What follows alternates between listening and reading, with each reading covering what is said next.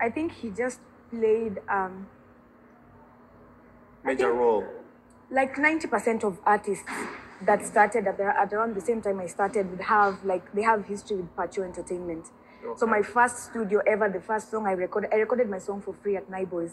And I remember he just had my first recording and was like, we need to work on something together.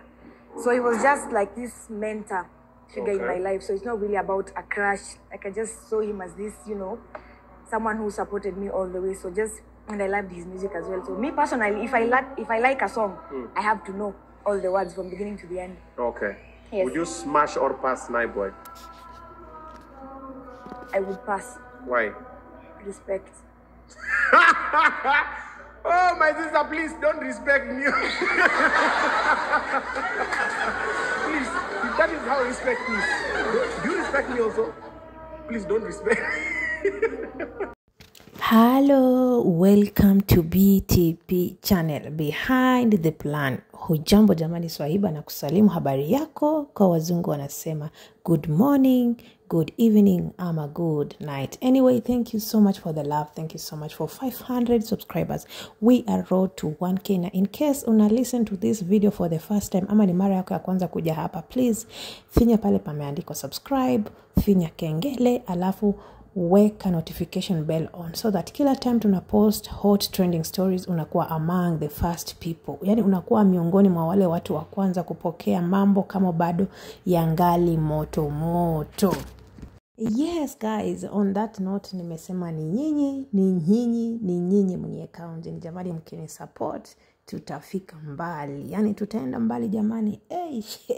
Yani mambo yamezidi kupakuliwa left, right, center, back and front. Yani kila mahali ukigeuka hivi Omina, ukigeuka kule Eli, ukigeuka huku Tali, ukigeuka huku baby mama. Yani tumesema round hii tunaanguka nalo, tunaamuka nalo. Anyway guys, kuna nini mjiri jamani? Mambo yanazidi kupakuliwa. Yani from my close, yani kutoka kwa wale watu wangu, wale wadakuzi wangu wa karibu, wameniambia unajua nini BTB?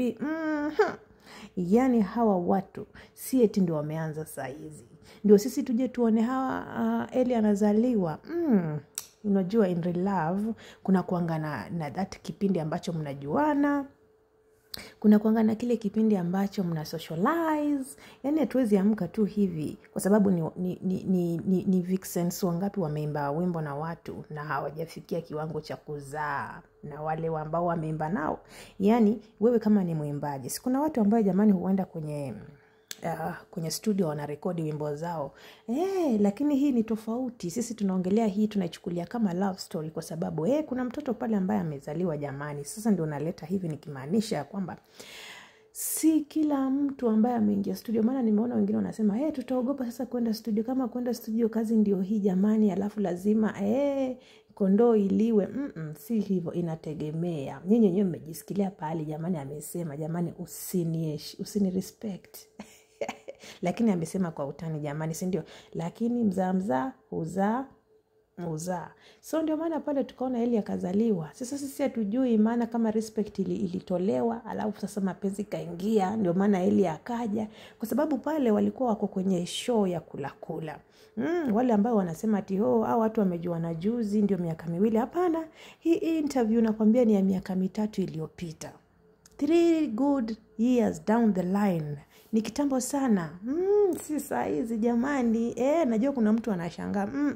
Si saa hizi. Hii kula show ilianza kitambo, na huyu msichana ama huyu mama alikuwa amealikwa kule na Ugaubina, wakafanya inaitwa Q&A. Na katika ile Q&A ndio pale tukajua amesema yeye ni Mluya.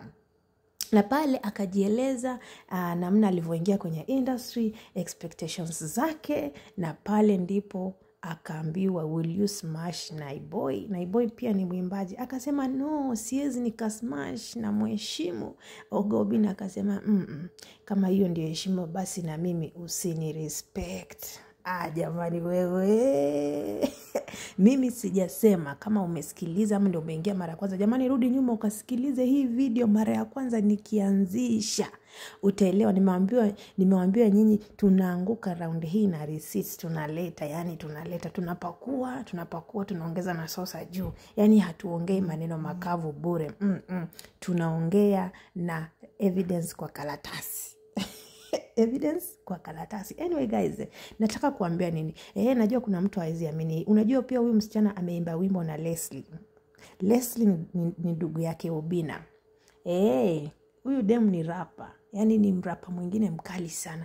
Na you rap kwa kizungu jamani kama hujasikia vizuri. Yani pengine utasikia ni kamba umepitwa na maneno. Maana unasikia tu lakini nakwambia ni mrapa mnoma sana. Yani rapping style yake ama rapping standard yake iko juu sana. Kama umefuatilia interviews zake nyingi sana unasikia anasema yani class yake ni tofauti sana.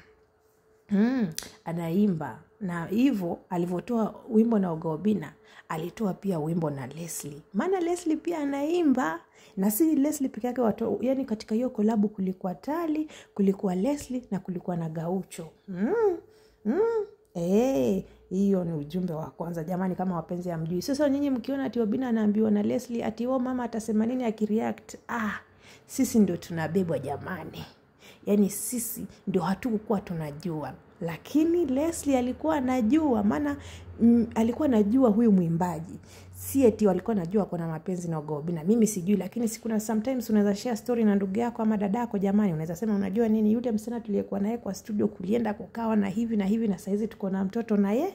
Na ndio maana Obina alisema kwenye interview alianza kwa kushare hiyo story na relatives, yani close people wake before ailete kwa internet. So could it be that alikuwa ameshare na Leslie ndiye akamwambia mimi nataka ni reveal baby Ellie kwa sababu si mgeni Tali kwa Leslie. Tali si mgeni kwa Leslie. Tali ni mgeni kwetu sisi kwa upande ya yeye kuwa kimapenzi na Obina. Maana sisi ilitupata kama shock. Kama vile kina baby mama imewapata kama shock. Sisi tulitarajia pengine Obina atatuintroducia tu mtoto. Lakini mambo mengine sisi hatukuwa tunajua walishaitoa wimbo pamoja. Ndio saa hizi mambo yanazidi kufichuka. Katika hiyo hali mambo kuzidi kufichuka, msisahau ya kwamba Obina in the past interview na presenter Ali alisema kuna kitu inaitwa showbiz. Inaitwa showbiz. Na showbiz sana ni kuleta pesa. People are working the street on getting money bana. Wende kawa hii ni showbiz kubwa sana ambayo inatumika ili kumarket huyu mwanadada. Ndio, sometimes unapromote mama mtoto wako, si ndio? Maana huyu msichana ni rapper jamani. Watu watajuaje wimbo zake? Si lazima atajulikana na atajulikana vipi? Evidence kwa karatasi jamani. Ndio evidence hizi Obina ametuletea akatuambia showbiz ni ile kutuambia msichana hakukuwa amesikilizana wapate mtoto. Si ndio? Lakini kimapenzi walikuwa. Lakini walivyokuwa kimapenzi sisi hatukuambiwa. Hatukuletewa evidence atuambie. Sasa hata sijui ni kwa nini akatuambia sisi ati hawakuwa wamepanga kupata mtoto. Sisi hatujudge. Jamani sisi ni wasikilizaji. Jamani tumesema hatuna lawyer. Tunapakua kama vile tulivyopewa. Connecting the dot wakati tunasema showbiz. Ukienda kwenye Instagram ya mama Ellie ambaye sasa ni huyu mwanadada ameandika akasema jamani 1 million view in 1 week. Mnataka tu story ya Ellie ama mtasupport small businesses. Is that no showbiz? Hiyo si biashara jamani. Si ni biashara in the good way lakini sijasema kwa ubaya. Na ndio maana nikawaambia could it be a strategy point of marketing this rapper who is Mama Ellie ambaye ametuandalia vitu moto jamani. Kesho hii mtastukia kuna wimbo imewachiliwa kwenye mtandao ya huyu mwanadada na mtapenda sana. Hata wanaweza kufanya collab na Obina. Sidana ameimba na Bahati. Siwa huu ameimba na Nameless. Kwani hawa nao mbona wasiimbe? Maana tayari si ni wapenzi jamani. Na wimbo yao inaweza enda sana kwa sababu hao ni wapenzi wameimba. Mara mingi tunaona si Zuchu huimba na Diamond. Sasa hawa pia wende ikawa kuna kitu wametupangia na sisi hatujui. Sasa sisi wakati tunagwaya tunasema Ellie baby mama number 5 ni rapper kidogo tunasikia boom. Hata naweza kaimba na Leslie tena. Hatujui sisi, yani sisi tuko pale katikati. Tulisema chenye tunapewa sisi tutakubali. Tukipewa chai kavu sisi tutaikunywa, tukipewa chai na biskuti tutakunywa, tukipewa chai na peremende wala njugu sisi tutakula. Kenye Obina atatupa sisi hatukatai jamani. Alafu pia umbea wengine ama udaku tumeambiwa kwamba huyu mwanadada anaishi kwa Obina. Sisi tunasikiliza tu jamani. Tumeambiwa hivyo. Kwa sababu huyu mtoto Eli ni mdogo. Obina alisema alimwambia mamake, yani aliambia mamake Eli, ukiniletea mtoto akiniona. Sasa mimi najiuliza kama kwa kina mwanadada ni Eldoret ama penye mwanadada anaishi ni Eldoret. Hebu niulize, anakuja akienda ama mtoto anaekwa kwa gari akija akienda? Lakini kuna fununu za ndani zenyewe zinasema kwamba huyu mwanadada anaishi na Obina. Ila sasa hatujui. Niliwaambia Obina atatupa sisi kile chenye tunataka kuona. Wakati atafunguka ndio tutakuja kupokea, kwa sababu tuwezi jua, maana hata hii ya Eli hatukuwa tunajua mpaka alipofunguka yeye mwenyewe akatuambia ndio hii na ndio tukajua. Sasa kwa sasa sisi tutasikiliza tu.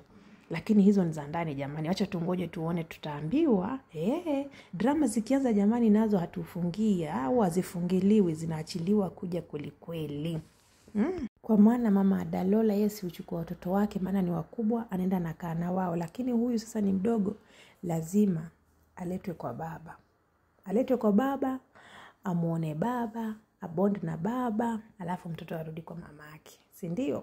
Nimesema drama zikianza jamani sisi hatutafungiwa, tutaziona. Maana Obina naye uzuri wake ana risiti. Weka risiti kwa karatasi. Sisi kama wasikilizaji tutazidi tu kusikiliza jamani. Sisi ni wapenzi watazamaji.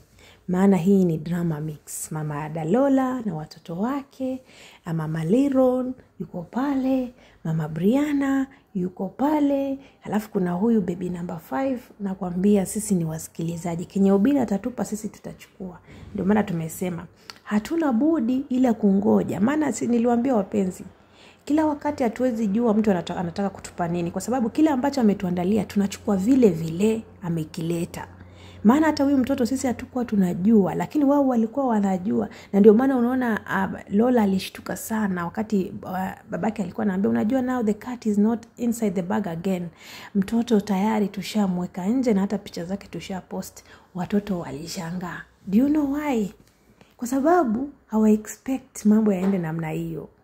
Wenda ikawa watoto walikuwa bado hawajaamini baba yao huyu ni mtoto wao ama ndio ni mtoto wao, lakini maybe they are having that fear of their father being attacked, kwa sababu ni watoto wenye wako na simu, wanaona vile kila kitu kinaendelea. So maybe in another way walikuwa wanajaribu kuprotect baba yao, ndio maana wakashtuka. Maana ukiangalia Brianna ameshangaa. Alafu Lola akasema baba hii imeenda. Na kweli imeenda. Kila mahali huku kunaongelewa, kule kunaongelelewa. Lakini mimi nauliza jamani, Obina ni baba, tena ni present dad. Lakini sasa jamani, maana comment section imewaka, watu wanasema jamani, unafunza nini watoto wako? Kwa njia nyingine anafanya vizuri ku open up, maana watoto wanajua ukweli wa baba wao. Lakini watoto wakijiangalia, Brianna babake, mamake, Liron mamake, Ada na Lola mama yao, huyu mwingine mama yao, alafu Obina anasema nataka nitafute mtoto mwingine wa kijana sasa. Lola anamwambia babake, baba hauna jeans za kiume. Anamwambia nitaenda gym, maana mneza ameniambia niende gym alafu nitapata. Sasa niulize, ama wewe jamani wajiulizaje mpenzi mtazamaji?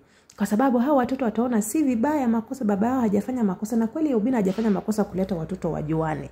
Lakini watoto wako na ile another thinking capacity ama mawazo mengine tofauti. Watakao wakigrow wakijua makosa si baba kukua na baby mama.